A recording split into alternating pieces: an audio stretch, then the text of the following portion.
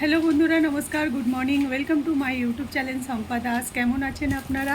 আশা করছি আপনারা সবাই ভালো আছেন, আমিও ভালো আছি। বন্ধুরা, আজ আমি কি বানিয়েছি চলুন আপনাদের দেখাচ্ছি।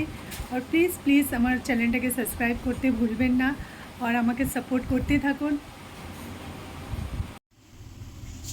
আজ আমি বানাবো ফুলকপি, আলু আর কড়াইশুঁটির তরকারি।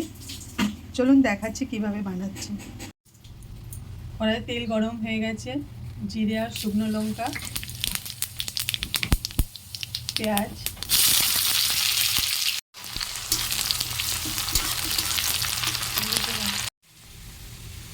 আদা রসুনের পেস্ট 1 চামচ,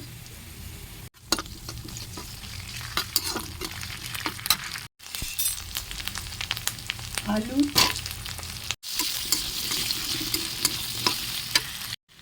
আলুটা একটু ভাজা হয়ে গেলে ফুলকপিটা অ্যাড করে দেবো।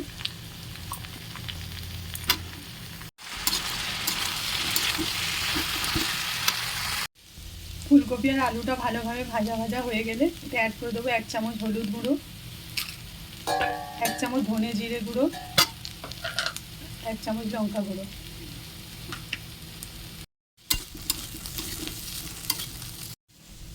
এবার এতে কড়াইশুঁটি অ্যাড করে দেবো। কড়াইশুঁটি যেহেতু ফ্রিজে স্টোর করা ছিল সেই জন্য এটা লাস্টেই দিলাম।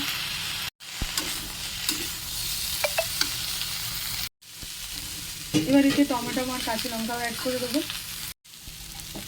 এবার একটু জল অ্যাড করে দেবো, স্বাদ মতো নুন,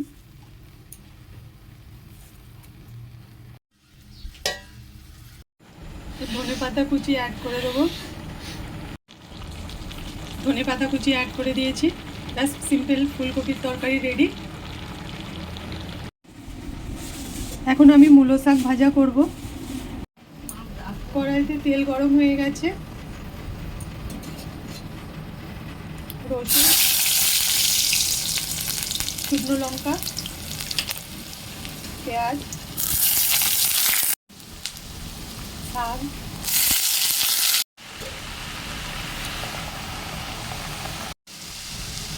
সামান্য একটু হলুদ আর স্বাদ অনুযায়ী নুন।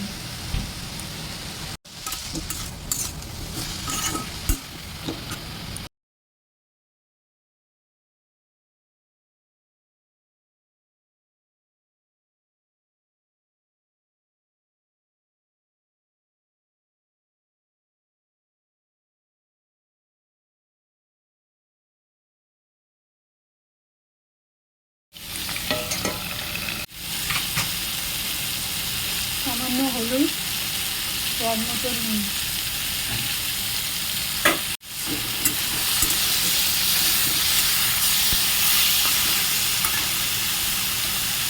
জল অ্যাড করে দেবো। জল আপনারা আপনাদের হিসাবের মতন দেবেন। আমরা একটু পাতলাই চাটনি ভালোবাসি।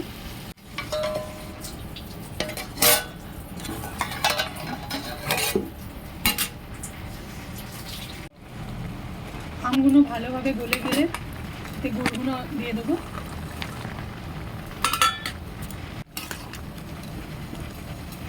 আর চাপা দেবো না, আম সব গলে গেছে। আজ বানিয়েছি ফুলকপি, আলু, কড়াইশুঁটি দিয়ে তরকারি, মূলো শাক ভাজা, কাঁচা আমের চাটনি গুড় দিয়ে,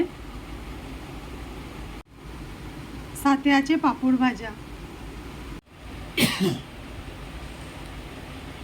ভাত রুটি তো থাকবেই। বন্ধুরা, আমি পৌঁছে গেছি অফিসে। এই ভিডিওটা আমি এখানেই শেষ করলাম। দেখা হবে আবার নেক্সট ভিডিওতে। Tata, bye bye.